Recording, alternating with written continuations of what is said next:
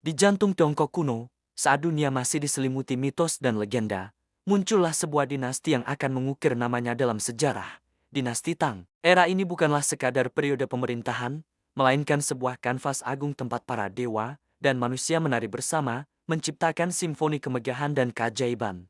Kisah kita dimulai dari awal yang sederhana. Li Yuan, seorang jenderal yang setia, melihat kekaisaran Shu yang dulu perkasa mulai runtuh.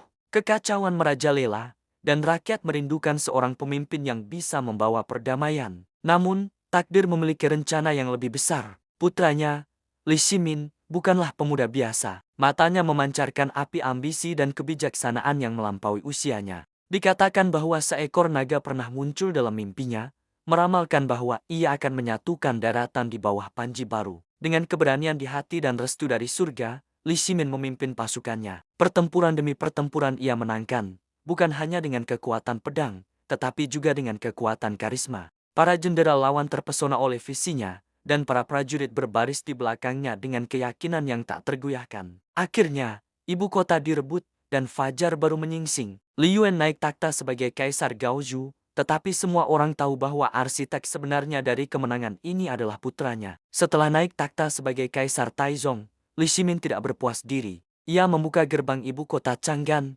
mengubahnya menjadi kota paling kosmopolitan di dunia. Para pedagang dari jalur sutra membawa sutra, rempah-rempah, dan permata, tetapi mereka juga membawa serta ide-ide baru. Filsuf, penyair, dan seniman dari berbagai penjuru dunia berkumpul di istananya, bertukar pikiran di bawah atap emasnya yang berkilauan. Di masa inilah puisi mencapai puncaknya. Penyair seperti Li Bai, yang konon bisa memanggil roh-roh alam dengan syairnya, dan Du Fu, yang puisinya melukiskan suka duka rakyat jelata, menciptakan karya-karya abadi. Seni berkembang pesat, patung-patung Buddha yang megah di paha dari tebing batu, dan lukisan-lukisan indah menangkap keindahan alam yang memukau. Namun, kemegahan Tang tidak hanya terbatas pada seni dan budaya. Di bawah pemerintahan Kaisar Taizong, teknologi militer berkembang pesat. Strategi perang baru diciptakan, dan pasukan Tang menjadi kekuatan yang tak terkalahkan, memperluas perbatasan kekaisaran lebih jauh dari sebelumnya. Mereka bukan hanya menaklukkan, tetapi juga membawa peradaban dan ketertiban ke negeri-negeri yang jauh.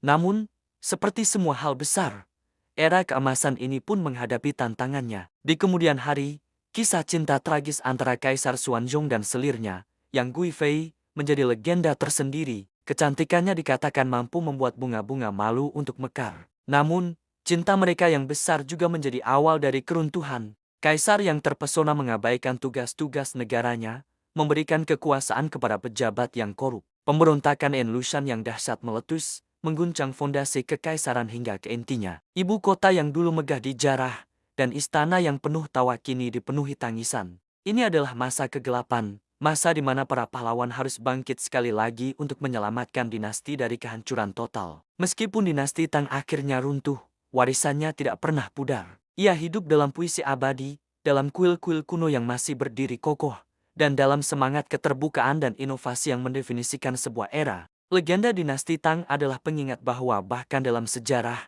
ada ruang untuk sihir, keajaiban, dan kisah-kisah yang melampaui waktu. Terima kasih telah menemani kami dalam perjalanan menelusuri legenda dinasti Tang. Jika Anda menyukai kisah-kisah sejarah yang penuh warna seperti ini, jangan lupa untuk menyukai video ini dan berlangganan saluran kami. Sampai jumpa di petualangan berikutnya.